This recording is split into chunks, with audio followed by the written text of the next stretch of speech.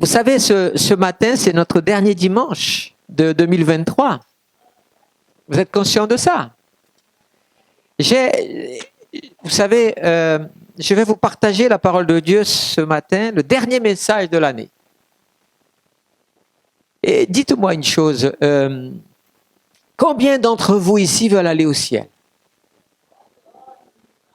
Ah, gloire à Dieu. Gloire à Dieu. Ça, c'est quelque chose qu'on veut tous, c'est normal. Surtout si on est croyant, quoi. Si on aime le Seigneur de tout notre cœur et qu'on a appris à le connaître, on veut aller au ciel, ça c'est sûr. Après, le comment, le quand, ça appartient au Seigneur. Je voudrais vous parler peut-être d'une des choses qui peut vous empêcher d'aller au ciel. Et j'aimerais vous partager cela avec vraiment votre cœur, afin qu'il soit vraiment ouvert à cela ce matin. Que la grâce du Seigneur nous bénisse pleinement. Je vais vous parler du pardon. Aujourd'hui, mon thème du message, je vais l'appeler tout simplement le pardon. Je pourrais ajouter le pardon est inconditionnel. Mais laissez-moi vous parler du pardon. On va parler d'une façon particulière, comme ces temps-ci j'ai pris l'habitude de faire. On va voyager dans la parole de Dieu avec ce thème du pardon.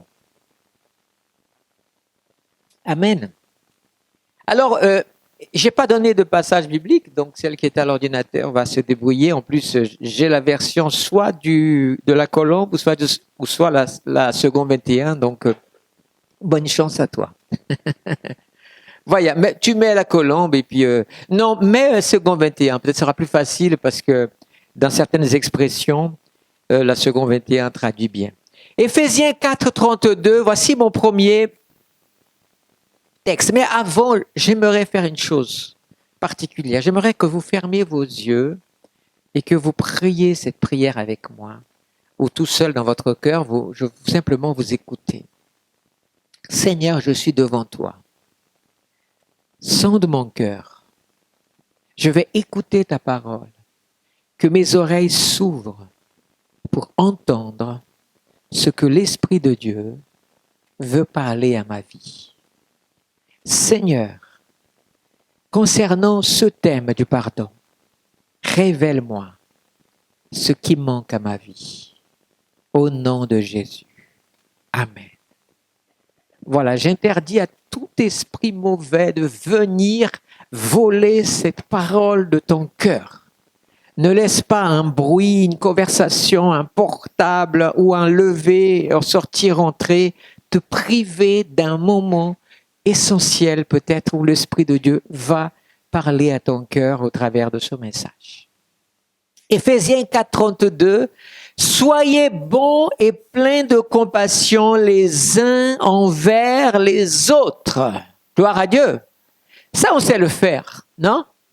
C'est que la deuxième partie du verset dit, pardonnez-vous réciproquement comme Dieu nous a pardonné en Christ.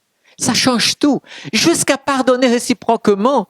Le mot réciproquement nous aide à pardonner. Si tu me pardonnes, je te pardonne. Tu me pardonnes pas, je te pardonne pas. Vous voyez? Le problème, c'est que quand il ajoute réciproquement, ou plutôt, comme Dieu a pardonné en Christ, ça change tout. Parce que d'abord, nous n'avons rien à pardonner à Dieu. OK? Donc, Dieu aurait pu nous laisser comme ça, mais il a choisi de nous pardonner. Amen. Psaume 19, verset 3, il est dit, qui connaît ses fautes involontaires? Déjà, connaître nos fautes volontaires, déjà, on ne veut pas les connaître. Il y a une espèce de quelque chose qui se passe parfois dans nos cerveaux. On ne veut pas admettre que l'on pêche ou qu'on a commis des fautes. Alors, imaginez celles qui sont involontaires. Et pourtant, il dit, pardonne-moi ce qui m'est caché. Et ça, c'est extraordinaire. Pourquoi parfois, quand on commence une réunion de prière et d'autres, et qu'on va se présenter devant le Seigneur, on commence toujours par cette prière, Seigneur, pardonne mes fautes, parce que je ne veux pas que mes péchés, que mes fautes bloquent ma prière. Vous allez voir tout à l'heure que ça bloque véritablement. Et donc, qu'est-ce qui se passe? Eh bien, peut-être qu'aujourd'hui tu diras, ah non, mais depuis que je me suis levé, j'ai pas vraiment le souvenir d'avoir commis déjà un péché pour demander pardon. Je suis pas en train de dire que tu dois demander tout le temps, aïe, pardon Seigneur. Oh, pardon Seigneur, pardon. Sinon tu vivrais ta vie comme ça. Non, mais avoir la sensibilité de l'esprit de quand tu vas prier, tu dire, Seigneur, je sais que je suis un pécheur. Et que parfois, autour de moi, il y a un lion qui tourne comme ça, cherchant la moindre brèche. Et moi, je ne veux pas lui donner de brèche. Donc, la meilleure chose que je fais, c'est de reconnaître que tant que je suis dans ce corps de chair, je suis un pécheur dépendant de la grâce de Dieu. Amen. Est-ce que quelqu'un est d'accord avec ça? Est-ce que vous êtes des pécheurs dépendants de la grâce de Dieu? Et qu'à tout moment, vous pouvez pécher. À tout moment, par un regard, parfois par des pensées, par une intention, par une parole ou par autre chose, vous pouvez pécher. Et donc, le plus simple, c'est Seigneur. Et le psalmiste, il était vraiment intelligent là.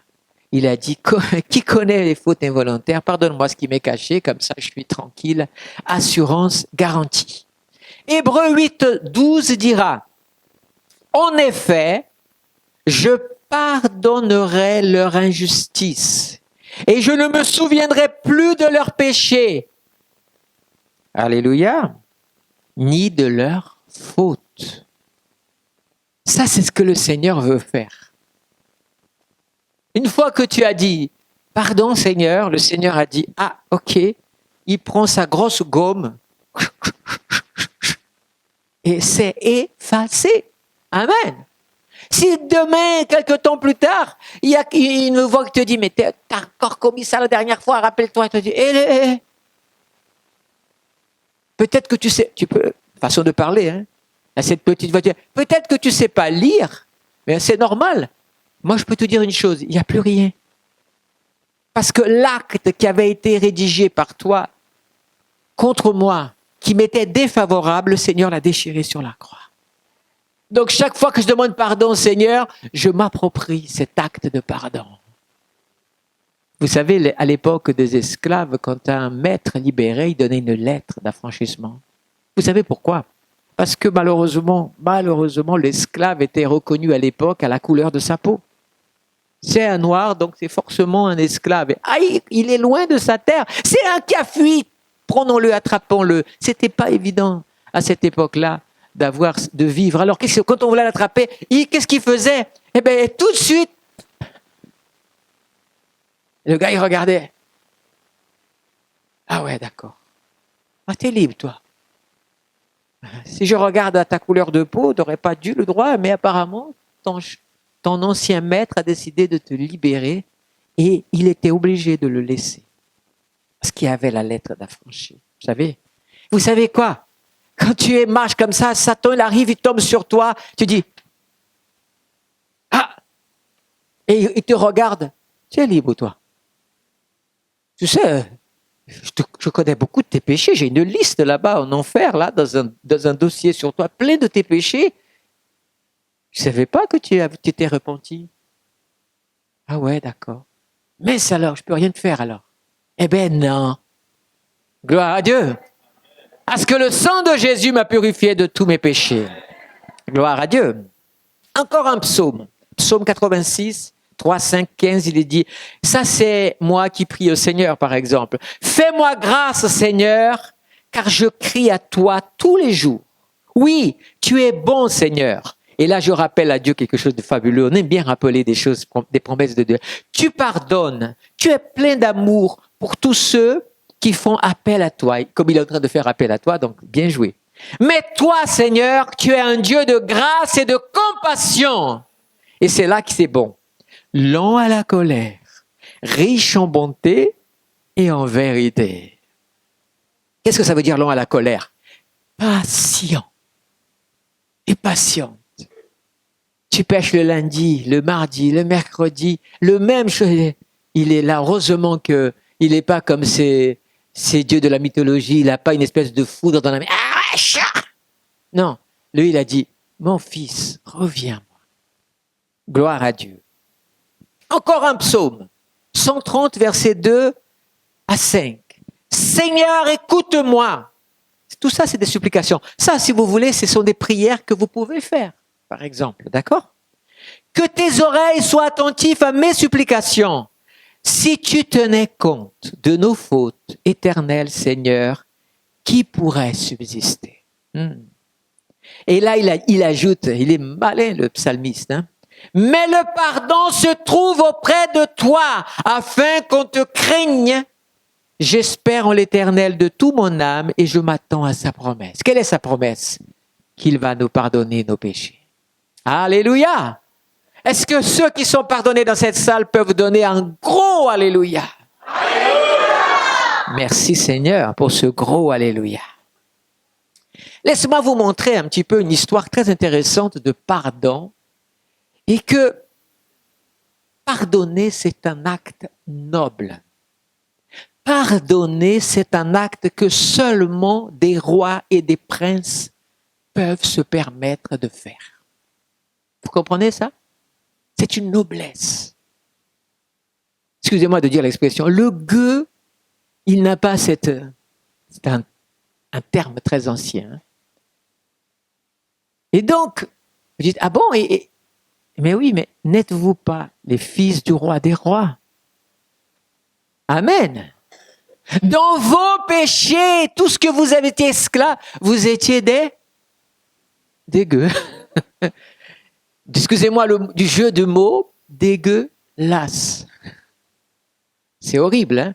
Mais on reste dans l'état. Ces images reflètent ce que vous étiez. Mais là, vous êtes devenus des gens du royaume. Une race élue. Un sacrificateur royal. Oh, alléluia. Fils du roi des rois. Donc, dans le palais du roi. Alors, c'est pour vous, ça. Et figurez-vous que cette histoire, elle touche notre cœur. Je vais vous lire ce texte, il se trouve dans le livre de la Genèse, le chapitre 50. Alors, comme il y a des versets un peu partout, tenez plutôt l'oreille, je vais vous le lire comme ça. Quand les frères de Joseph virent que leur père était mort, voilà ce qu'ils se sont dit. Si Joseph allait se montrer notre adversaire et nous rendre tout le mal que nous lui avons fait. Vous savez, les frères de Joseph, ils n'ont pas été faciles. Quand il était jeune, il était très, très jeune. Le père lui a donné, c'est pas sa faute, mais le père, il était le fils de la vieillesse de Jacob, elle lui a donné une tunique de couleur.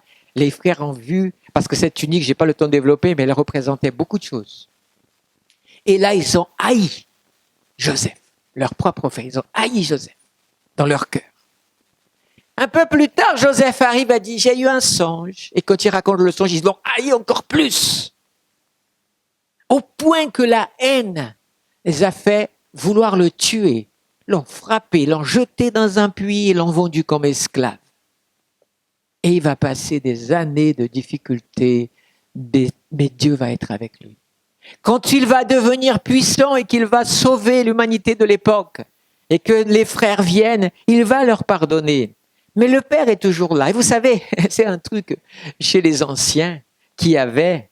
On a vu ça à l'époque, par exemple, du propre Jacob et d'Ésaü. Il y a eu un problème entre eux. Ésaü a dit comme ça, j'attends, mon père il est vivant, je ne vais rien faire à mon frère. Mais il avait envie de le tuer, Jacob. Il a dit, dès que mon père est mort, je me venge et je le tue. Vous voyez? Donc cette tradition malheureuse, elle existait. Et les enfants de Jacob, ils avaient cette même mentalité. Attention à ta mentalité.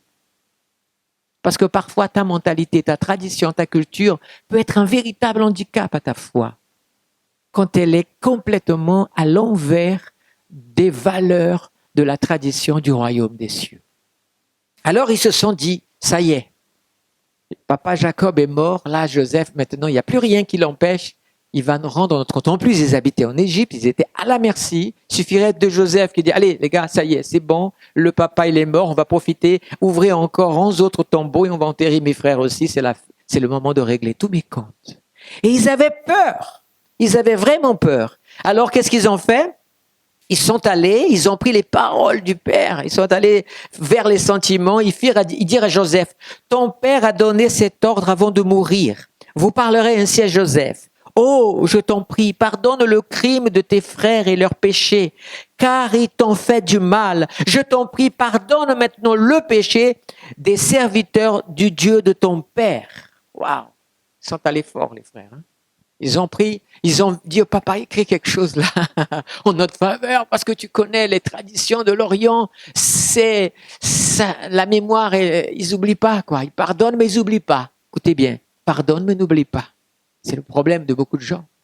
Et là, qu'est-ce qui se passe? Ils vont présenter, et là, il est dit, Joseph pleura quand on leur parla ainsi. Laissez-moi vous dire que Joseph est une image parfois de Jésus aussi.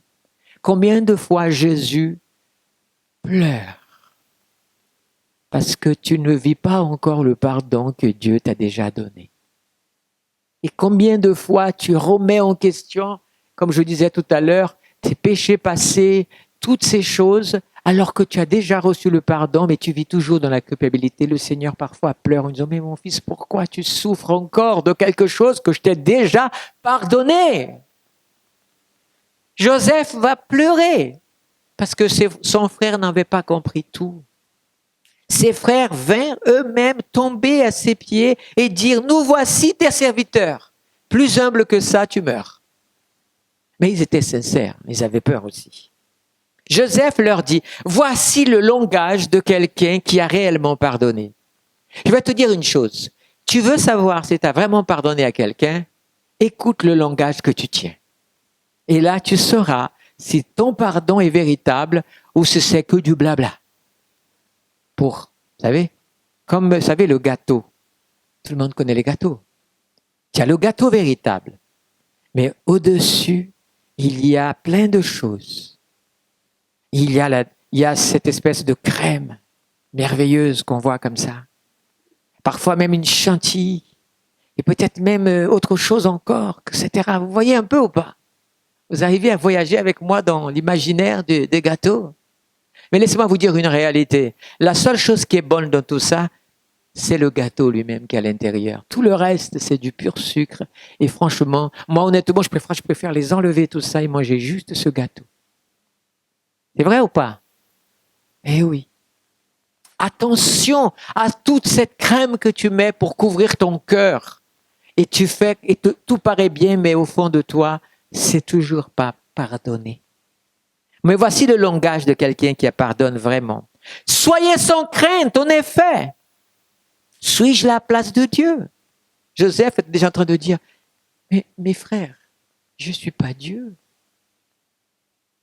Ah, vous aviez formé le projet de me faire du mal. Dieu l'a transformé en bien pour accomplir ce qui arrive aujourd'hui et pour sauver la vie d'un peuple nombreux. Maintenant donc, soyez sans crainte, je vais pourvoir à tous vos besoins et à ceux de vos enfants, et il les consola en parlant à leur cœur. C'est beau ou c'est pas beau? Ça, c'est le pardon. Le pardon, il ne cherche pas le coupable. Tout simplement, qu'est-ce qui se passe? Les gens qui vivent toujours culpabilisant les autres de leur malheur, ils sont prisonniers du non-pardon. La première personne qui est prisonnier du non-pardon, c'est vous-même. La personne, vous savez, j'ai lu une histoire extraordinaire d'un serviteur qui était allé prêcher du côté de la Malaisie, par là. Il avait fait une campagne extraordinaire, Dieu avait béni, il y avait eu des âmes, des guérisons, plein de choses merveilleuses. Et il était logé dans une des familles, et la maman de cette famille, elle avait pas raté une seule réunion. Elle était chrétienne, elle n'avait pas raté une seule réunion. Une seule réunion. Et à un moment donné, c'était déjà presque le moment du départ de ce serviteur. Elle dit, pourquoi je n'ai rien senti de la présence de Dieu? Je ne sens rien. Alors il a dit, ah. Et là, le serviteur s'est dit, waouh, mais pourtant j'ai vu les gens pleurer, j'ai vu ceci, j'ai vu cela, et pourtant, moi je sens rien. Il était désespéré, il voulait une réponse. Ce serviteur a vite demandé au Seigneur, Seigneur, et le Saint-Esprit lui a parlé dans son cœur. c'est parce qu'elle n'a pas pardonné son mari. Alors, il lui a dit, est-ce que vous avez pardonné votre mari? Laissez-moi vous dire une chose, le mari était mort déjà, enterré. Hein? Comme quoi, laissez-moi vous dire une chose, les morts, les êtres humains meurent, ils sont enterrés. Mais le non-pardon ne meurt pas avec eux. Il reste en toi, c'est toi qui es captif. Son mari avait été un homme violent, l'avait beaucoup frappé, il avait été méchant et tout. Voyez, mais aujourd'hui, il était enterré. Mais qui était prisonnier? Elle. Alors, le serviteur lui a dit, si tu ne pardonnes pas, tu ne peux pas recevoir la grâce de Dieu, tu ne peux pas être visité par le Saint-Esprit. Beaucoup de choses, vous allez voir tout à l'heure, je vais vous lire, je vous résume ça, après je fais juste la lecture. Beaucoup de gens prient, et il n'y a pas de réponse. Parce que le non-pardon est dans leur cœur. Le non-pardon bloque la prière. Mais pire que tout, les bien-aimés. C'est pour ça que je veux finir cette année avec ce message, afin que nous ayons l'occasion de rentrer dans une année nouvelle, avec une vie nouvelle, un cœur nouveau. Le non-pardon te jette aussi en enfer et te prive du salut. Tout chrétien que tu es. Un témoignage d'un autre serviteur de Dieu, c'était quelqu'un qui ne voulait pas servir le Seigneur et payer le prix et tout ça. Et puis, le Seigneur l'avait appelé. Lui, il fuyait. Et à un moment donné, il est tombé malade et tout ça. Et il en est mort. Et pendant qu'il était dans cet état de mort clinique, il s'est vu au ciel. Et le Seigneur lui a parlé, lui, il a dit, mais Seigneur, il dit, alors écoute, qu'est-ce que tu fais maintenant? Soit maintenant tu rentres, ou alors, mais lui, il ne voulait pas encore mourir, il a dit, soit tu me sers et je te redonne la vie, ou soit ta vie s'arrête là. Il dit, non, Seigneur, si tu me ramènes à la vie, si tu me donnes la vie, je te servirai. Maintenant, ok, je laisse tomber tout et je vais être l'instrument que tu veux que je sois dans ta main. Vous savez, des fois, Dieu est comme ça. Ne cherchez pas à comprendre. Hein.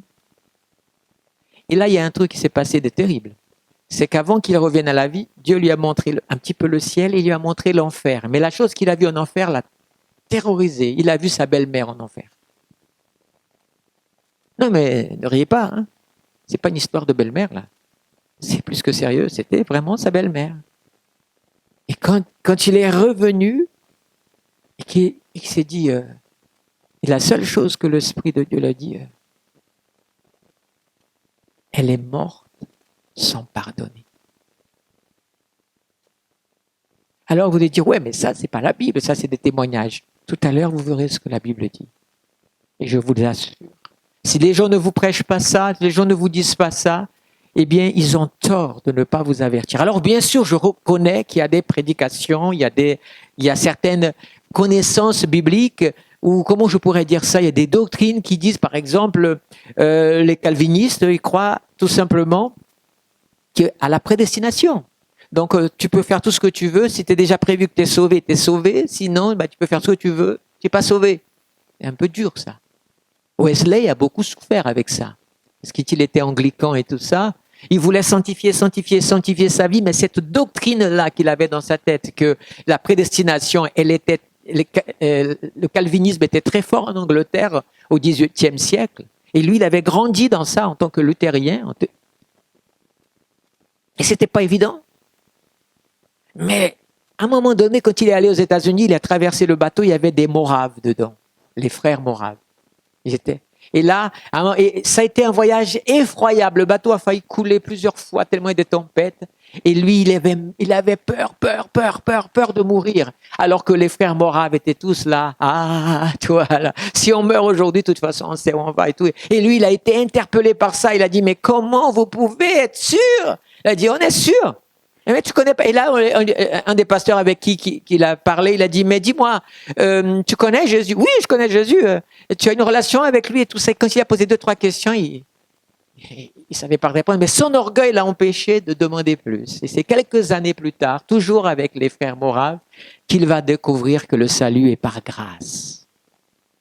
Et que quand tu crois et que tu acceptes, parce qu'il est par grâce, ça veut dire que tu ne peux pas le payer. Ça a déjà été payé. Mais c'est lui qui a payé, il met des conditions, puisque c'est lui qui sauve. Amen. C'est lui qui sauve. Alors, il y a ceux aussi qui prêchent, et ceux-là peut-être ne seront pas d'accord avec ce que je vais dire, c'est qu'une fois sauvé, sauvé pour toujours, tu ne peux pas perdre ton salut. Et ça, il y a beaucoup de choses que je pourrais discuter, mais ce n'est pas le but du message. Ce que je veux dire dans ce passage, dans ce message, c'est que déjà nous avons dans Matthieu 6, cette prière qui dit « Pardonne-nous nos offenses, comme nous pardonnons à ceux qui nous ont. » C'est une prière que le Seigneur a enseignée comme un engagement de ta part. Tu dois pardonner comme toi tu es pardonné. Rappelez-vous du psaume. Pardonne-nous comme Dieu nous a pardonné en Christ. C'est la règle, c'est qu'il nous pardonne. Mais dans le même chapitre 6, après avoir enseigné la prière du Notre Père, il continue cette lecture, il continue ce texte, et voilà ce qu'il dit dans le verset 14 et 15. Regardez le « si » qui se place.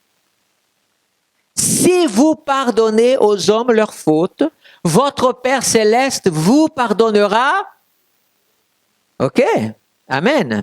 Mais, il y a un « mais » là. On ne peut pas l'arracher de la Bible. Si vous ne pardonnez pas aux hommes, ça c'est pas Paul qui le dit, c'est pas Jacques, Jean, c'est pas l'Ancien Testament qui le dit, c'est de la bouche de Jésus lui-même. Mais si vous ne pardonnez pas aux hommes, votre Père ne vous pardonnera non plus vos fautes. Faute, péché. Et donc, s'il ne pardonne pas, comment je peux dire que je mente? Pourquoi je dis ça, pasteur? Mais pourquoi tu nous racontes ça? Franchement, c'était bien le message jusqu'à présent. Je vous dis ça parce que j'ai envie que vous alliez au ciel. Et que j'ai envie d'y aller aussi. Et que mon devoir, c'est de prêcher la parole avec la vérité de la parole et pas avec la chantier qui couvre la parole. Et mon désir, c'est que tu puisses, en cette fin d'année, peut-être te réconcilier avec qui tu as besoin de te réconcilier, demander pardon, pardonner, mais te libérer des choses qui bloquent ta vie et qui ont bloqué peut-être ta vie tout au long de 2023. Il faut pardonner, bien. Dis à celui qui est à côté de toi, même s'il est loin, fais-lui un signe. Il faut pardonner. Il faut pardonner. Alléluia. Tu as dit à celui qui est à côté de toi, il faut pardonner. Maintenant, tu vas dire plus fort. Pointe vers ton cœur et dis, faut pardonner. Faut que tu pardonnes, Douglas. Faut que tu pardonnes les offenses. Faut que tu pardonnes les vexations. Et il faut que tu pardonnes toutes ces choses-là, les petites comme les grandes. Pardonne. Amen. Ça, c'est, Jésus n'a pas dit ça qu'une seule fois. Amen. Jésus n'a pas dit ça qu'une seule fois. Il a dit dans Marc 11, il a dit comme ça. C'est pourquoi je vous le dis, tout ce que vous demanderez en priant, croyez que vous l'avez reçu et cela vous sera accordé. C'est plus court dans ma version. Sera accordé. Ça, c'est le verset qu'on aime, non? C'est le verset de la prière. Waouh! Beaucoup de chrétiens prient en se basant sur ce verset et ils ont raison. C'est pourquoi, je vous le dis, tout ce que vous demanderez en priant, croyez que vous l'avez reçu et cela vous sera accordé. Il y a même des prédications qui ont été faites sur ce verset et moi, j'y crois à 100%. Mais attention aux prédications quand elles sont, voilà, comme ça, en dehors de tout le contexte de la Bible. Vous pouvez pas être un chrétien simplement de passages isolés de la Bible. Moi, ça de l'ancien, je veux pas. Ça du nouveau, je prends. Ah, mais ça dedans, et puis ça, non. Non. Soit tu manges toute la parole, ou soit, ça va pas le faire, quoi. Alors, qu'est-ce qu'il dit, finalement? Dans ce même passage, dans ce même texte, vous voyez, je suis pas en train d'en tirer là-bas et emmener là-bas pour faire une espèce de salade, quoi. Je suis en train de vous lire que il vient de parler dans le verset 24 et c'est dans la suite de ce même texte, sans aller plus loin, 25 et 26, il dit, et lorsque vous, pardon, où est-ce que j'étais là? C'est bien ça? Oui. Et lorsque vous êtes debout en prière, vous voyez? La suite du texte. C'est affiché ou pas? C'est bien la suite. Il n'y a pas de coupure, je n'ai pas sauté de verset, c'est vraiment la même chose. Ah. Et lorsque vous êtes, donc ça veut dire quoi? Que quand tu crois, quand tu pries, que tu crois et tout ça, et que tu ne reçois pas, commence par sonder ton cœur. Et mince, j'ai toute la vérité pour une prière qu'elle soit exaucée et j'ai raté ça. Est-ce que le Saint-Esprit va te montrer le visage du pasteur? Ah mince, soit j'ai pas pardonné le pasteur, soit j'ai pas demandé pardon au pasteur. Parce que la première erreur que nous faisons tous, c'est que de moins en moins, on a tendance à aller demander pardon aux gens. Ah, me pardonner, ah mais non, s'il me demande pardon, je pardonne.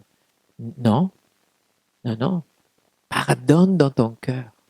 Quand tu le regarderas, quand tu le verras, tu dois sentir qu'il y a un amour qui coule. Si cet amour ne coule pas, regarde le langage de l'esprit dans toi quand tu vois la personne. Et si ça ne fait pas, tu n'as pas pardonné. Tu es simplement en train de passer la crème fouettée au-dessus du gâteau. Oh là là, je vais devenir un pâtissier à la fin de cette histoire. Et alors, quand vous êtes debout en prière, si vous avez quelque chose contre quelqu'un, pardonnez, afin que votre Père qui est dans les cieux vous pardonne. Vous voyez? Conditionnel aussi. Mais si vous ne pardonnez pas aux hommes, votre Père ne vous pardonnera pas non plus vos... Attendez, j'ai passé de l'un à l'autre. Excusez-moi, je reprends. Père qui est dans les cieux vous pardonne aussi vos fautes. Mais si vous ne pardonnez pas votre Père qui est dans les... Ah non, mais en fait, si, c'est la même chose. Pourtant, je vous promets que j'ai lu le 6, mais c'est parce qu'en fait, les deux textes disent exactement la même phrase. Parce que c'est une réalité spirituelle. Il y en a d'autres textes encore qui le disent, mais je ne vais pas tout vous le lire. Alors, je vais vous dire une autre chose. Le pardon, c'est quoi alors? Laissez-moi vous dire, c'est une affaire d'amour. Amen. C'est une affaire d'amour. Dites avec moi, le pardon, c'est une affaire d'amour. Celui qui aime, pardonne. Celui qui n'aime pas, ne pardonne pas. Puisque l'amour ne le contraint pas, forcément. Voilà ce que dit un texte de Luc 7, 47, 49. C'est pourquoi je te le dis, ses nombreux péchés sont pardonnés. Puisqu'elle a beaucoup aimé, c'est la femme qui est venue laver les pieds de Jésus. Mais celui à qui l'on pardonne peu, aime peu. Et il dit à la femme, tes péchés sont pardonnés. Dieu ne regarde pas si ton péché est grand. Dieu regarde si ton amour est grand. Amen. Parce que la grandeur de ton amour, ça c'est une image que j'ai maintenant de ça. Si ton amour est grand, il va faire disparaître la taille du péché, du non-pardon qui est derrière. Si ton amour est plus petit, tu vois l'amour, mais tu vois derrière le péché qui est plus grand, le non-pardon qui est plus grand. Vous voyez l'image? Cette image que l'Esprit me montre. Donc ton amour doit toujours être plus grand que ton offense. Toujours plus grand que tes péchés. C'est pour ça que ton amour ne pouvant pas l'être, l'amour de Dieu qui dépasse tout entendement, lui, il l'est. Cache-toi dans l'amour de Dieu et reçois l'amour de Dieu dans ton cœur. Amen. Allez, parce que Dieu est bon, laissez-moi vous donner le coup de grâce. Première épître de Jean, ça me plaît que ce soit Jean qui dise ça. On l'appelle l'apôtre de l'amour. Comme on dit à la maison, de l'amour. 1 Jean 2, 9 à 12. Écoutez ça parce que ça va peut-être faire grincer des dents à beaucoup de chrétiens, peut-être pas simplement ici, mais de ceux qui écouteront ce message. Écoutez bien, parce que c'est tous les chrétiens qui disent des choses et qui parfois montent devant Dieu. Celui qui prétend être dans la lumière, tout en haïssant son frère. Il a choisi le mot le plus dur, haïr. Mais il n'y a pas besoin d'haïr. Juste ne pas aimer suffit. Juste ne pas pardonner suffit aussi. Celui qui prétend être dans la lumière tout en haïssant son frère est encore dans les ténèbres en fait. Alors ça sert à rien de dire « Ah mais moi je suis dans la lumière, et ton cœur est dans les ténèbres. » Alors tu es dans les ténèbres. Celui qui aime son frère, donc l'amour, amen, demeure dans la lumière et ne risque pas de tomber. Waouh! L'amour te tient debout. Oh là là, j'ai beaucoup d'épreuves, je tiens plus que par l'amour. Ah, c'est bon d'être tenu par l'amour. L'amour de Dieu de préférence. C'est que l'amour des êtres humains aussi tient debout pas mal de gens. Mais c'est surtout cet amour-là qui va nous tenir debout jusqu'à la fin. Et là, il a dit quoi? Parce qu'on parle de ça. Et il ajoute quoi? Mais celui qui est dans la haine pour son frère, donc il ne pardonne pas, on est d'accord, et est dans les ténèbres. Il marche dans les ténèbres et il ne sait où il va parce que les ténèbres ont rendu ses yeux aveugles. C'est dur, hein? Je vous écris, petits enfants, parce que vos péchés vous sont pardonnés à cause de son nom. Qu'est-ce que ça veut dire? Maintenant que vous avez compris le message dur, sachez que le Dieu d'amour n'attend qu'une chose, que tu remplaces cette haine, que tu remplaces cette offense, que tu remplaces cette blessure, ce non-pardon par l'amour du Seigneur. Alléluia! Alléluia! Alléluia! Béni soit le Seigneur. Pour finir avec Joseph, bien sûr qu'il a béni, il a montré à ses frères qu'il les aimait véritablement. Alléluia. Il y a un dernier passage qui est très intéressant, dit par Paul dans Colossiens 3, 12 à 14, où il est dit « Ainsi donc, en tant qu'être choisi par Dieu », qui est choisi par Dieu ici? Donc ça nous concerne. Saint et bien-aimé. Qui est saint et bien-aimé? Pareil. Alors il est dit quoi? Revêtez-vous de sentiments de compassion, de bonté, d'humilité, de douceur, de patience. Waouh, c'est beau ça. Mais il ajoute aussi, supportez-vous les uns les autres. Puis le temps que je vous supporte. Ça, c'est le minimum syndical.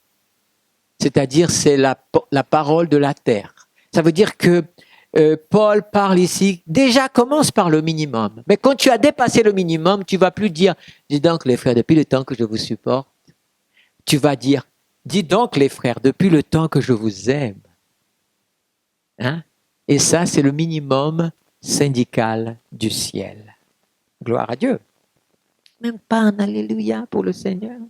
Cette phrase était tellement belle, je l'ai préparée. Alléluia. Il n'a pas fini en plus, Jean, il est terrible. Et si quelqu'un de vous a une raison de se plaindre d'un autre, qu'est-ce qu'il faut faire?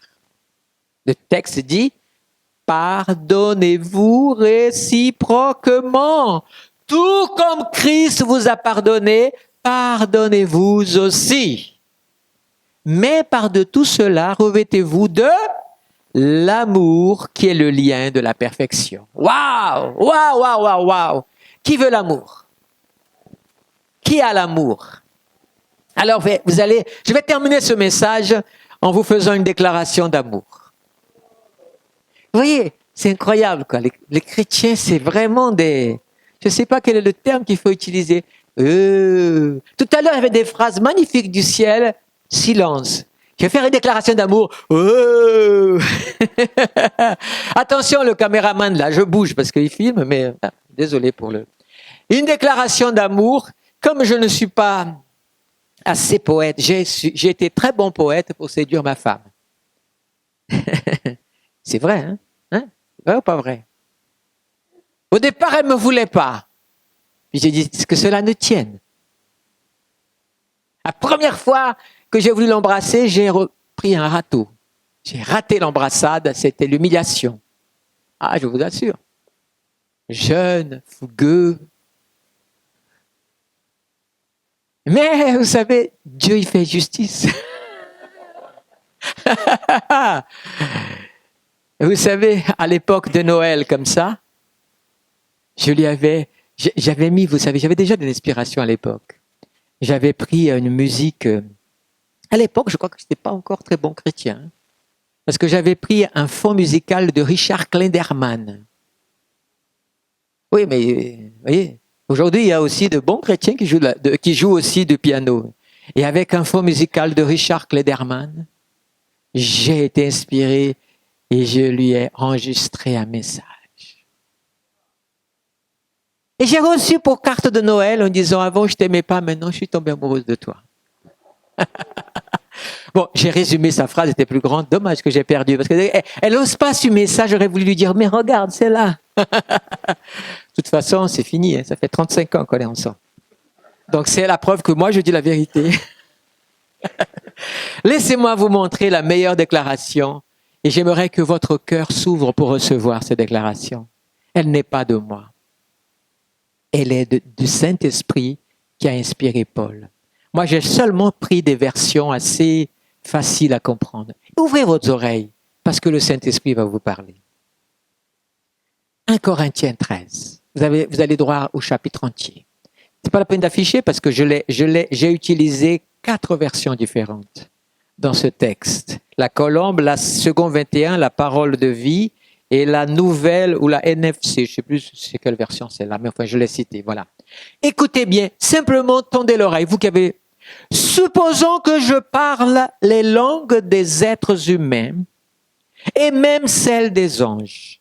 Si je n'ai pas l'amour, je ne suis rien de plus qu'un métal qui ressonne ou une cymbale bruyante. Si je n'ai pas l'amour, j'ai beau être le plus inspiré des porte-paroles de Dieu, connaître tous les secrets de son plan et être versé dans toutes les sciences. Je peux même avoir une foi absolue au point de transporter des montagnes. Sans amour, je ne suis rien. Oh là là. Je pourrais distribuer tous mes biens aux affamés et même livrer mon corps aux flammes. Si je n'ai pas l'amour, cela ne me sert à rien. Écoutez ce verset 4. Celui qui aime est patient. Il sait attendre. Son cœur est largement ouvert aux autres. Il est serviable, plein de bonté et de bienveillance. Il cherche à être constructif et se plaît à faire du bien aux autres. L'amour vrai n'est pas possessif. Il ne cherche pas à accaparer. Il est libre de toute envie. Il ne connaît pas la jalousie. Lorsqu'on aime, on ne cherche pas à se faire valoir. On n'agit pas de manière présomptueuse. Celui qui se rengorge, s'étale et s'enfle d'orgueil n'est pas inspiré par l'amour. Aimer, c'est aussi se conduire avec droiture et tact. L'amour prend des égards et évite de blesser ou de scandaliser. Il n'est pas dédaigneux. Amen. Tout ça n'était que le verset 4 dans cette version. Verset 5. Celui qui aime ne saurait agir à la légère ou commettre des actes inconvenants. Aimer, c'est ne pas penser d'abord à soi, chercher son propre intérêt, insister sur ses droits. L'amour n'est pas irritable. Il ne s'aigrit pas contre les autres. Il n'est pas susceptible. Quand on aime, on ne médite pas le mal et on ne le soupçonne pas chez les autres. Si on subit des torts, on n'en garde pas rancune. Amen. Écoutez ce passage, il est merveilleux aussi. Découvrir une injustice ou voir commettre le mal ne fait pas plaisir à celui qui aime. Il se place du côté de la vérité et se réjouit lorsqu'elle triomphe. L'amour couvre tout. Il souffre, endure et pardonne. et pardonne. Il sait passer par-dessus les fautes d'autrui. Aimer, c'est faire confiance à l'autre. Et quoi donc? Et attendre le meilleur de lui. C'est espérer sans faiblir, sans jamais abandonner. C'est savoir tout porter, tout surmonter. L'amour est éternel. Les messages reçus de Dieu cesseront un jour. Le don de parler en des langues inconnues prendra fin. La connaissance disparaîtra. En effet, nous connaissons partiellement et nous prophétisons partiellement. Mais quand ce qui est parfait sera venu, ce qui est partiel disparaîtra. Lorsque j'étais enfant, je parlais comme un enfant, je pensais comme un enfant et je raisonnais comme un enfant. Mais une fois devenu adulte, j'ai abandonné tout ce qui est propre à l'enfant. À présent, nous ne voyons qu'une image confuse, pareille à celle d'un vieux miroir. Mais alors nous verrons face à face. À présent, je ne connais que de façon incomplète. Mais alors je connaîtrai Dieu complètement comme lui-même me connaît. Mes bien-aimés, maintenant donc, ces trois choses demeurent. La foi, l'espérance, l'amour. Mais la plus grande, c'est l'amour. Amen. Aimez-vous les uns les autres, comme je vous ai aimé. Demandez au Seigneur de développer l'amour dans votre cœur pour l'année qui arrive. Demandez au Saint-Esprit d'enlever tous les poisons que le non-pardon a mis, la vexation, les offenses ont mis. Ne vous demandez pas si vous êtes victime, car vous n'êtes plus victime quand vous acceptez Christ. De qui êtes-vous victime quand vous êtes accepté Christ? Du diable? Non, puisqu'il n'a plus pouvoir sur vous. Vous n'êtes victime que de vous-même, de votre passé, mais le Seigneur a déjà effacé. Pourquoi vivre dans le passé si vous pouvez être heureux dans l'avenir et dans le présent? Recevez cette parole. Soyez guéris par cette parole, car la parole de Dieu guérit. Soyez transformés par le renouvellement de votre intelligence afin de comprendre ce qui est bon, parfait et agréable, c'est-à-dire de la volonté de Dieu. Peut-être qu'on peut baisser nos têtes et faire un sondage de notre cœur.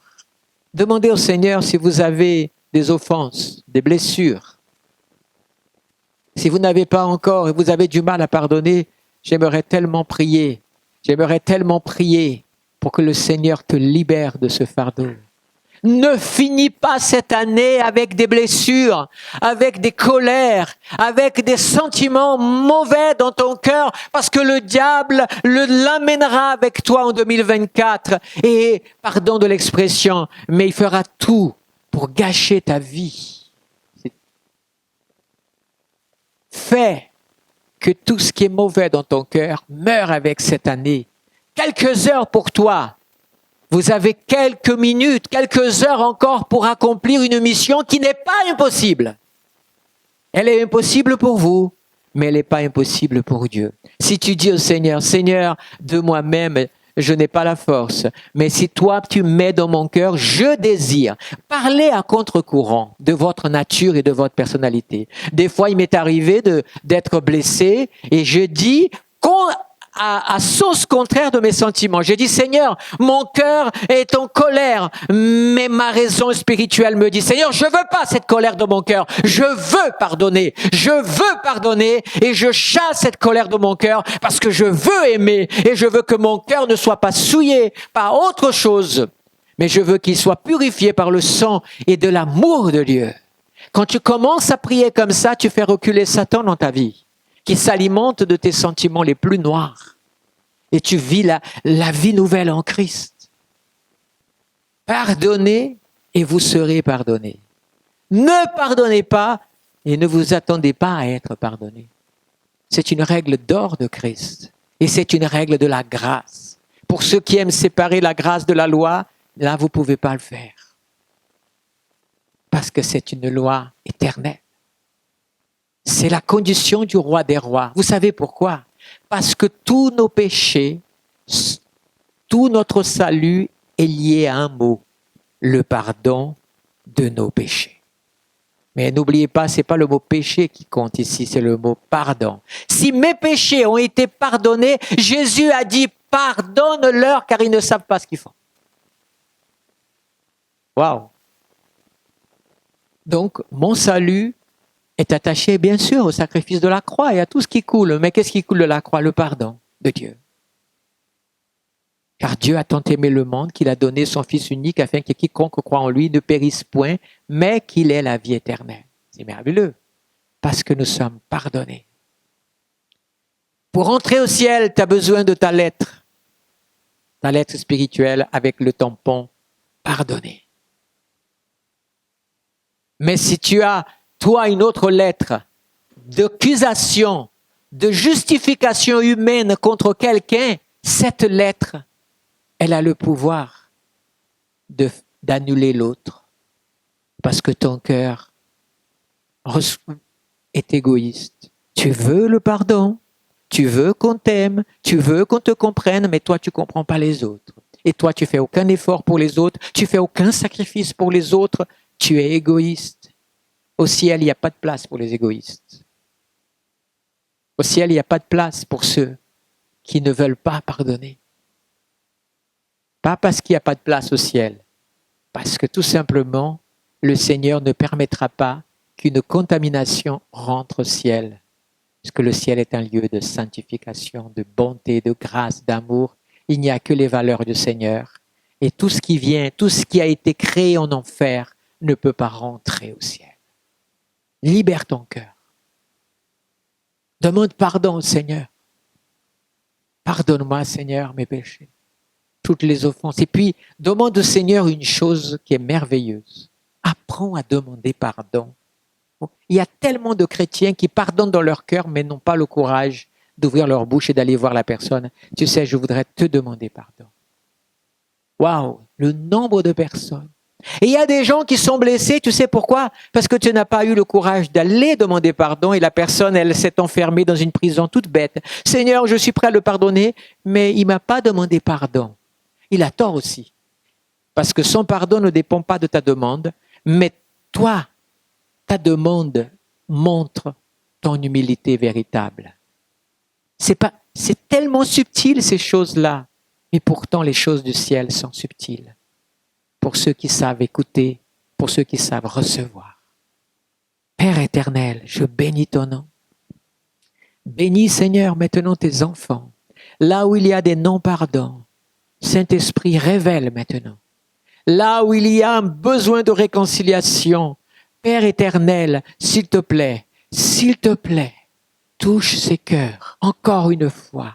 Rends-les conscients de ce besoin et tous ceux qui peuvent réparer avant la fin de cette année, faites-le au nom de Jésus-Christ. Soyez affranchis de votre prison. Soyez affranchis de votre fardeau et recevez cet amour inconditionnel. Alléluia. Seigneur, que la joie du Seigneur vienne remplir les cœurs ce matin. Remplis les cœurs du pardon et de l'amour de Dieu. Au nom de Jésus, reçois la joie du Seigneur ce matin. Reçois la joie du Seigneur ce matin. Reçois la joie du Seigneur ce matin. Ne garde plus ces poisons en toi, mais sois libéré au nom de Jésus-Christ. Au nom de Jésus-Christ, je déclare que tu sors de ta prison du non-pardon. Tu sors de ta prison de tes amertumes. Tu sors de ta prison des fardeaux et de toutes les plaintes et les complaintes que ton cœur et tout ce qui reste en toi. Au nom de Jésus, que tous les liens de la mort qui t'entourent soient brisés. Au nom de Jésus, sois libéré en agissant en accord avec la parole de Dieu et en devenant quelqu'un qui pardonne et qui reçoit l'amour du Père. Sois béni. Saint-Esprit, merci de bénir les vies. Merci. Alléluia. Que Dieu vous bénisse.